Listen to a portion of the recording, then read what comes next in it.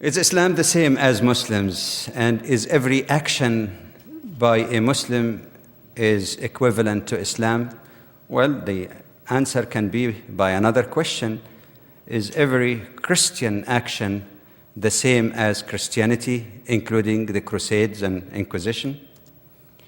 What defines an Islamic act is its conformity to the two primary sources of Islam, the Quran and the Sunnah of the Prophet, peace be upon him.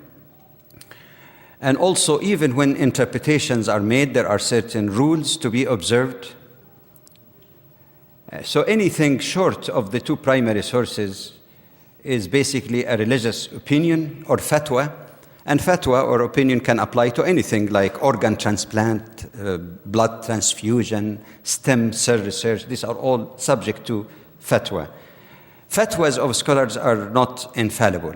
There is no papacy system in Islam.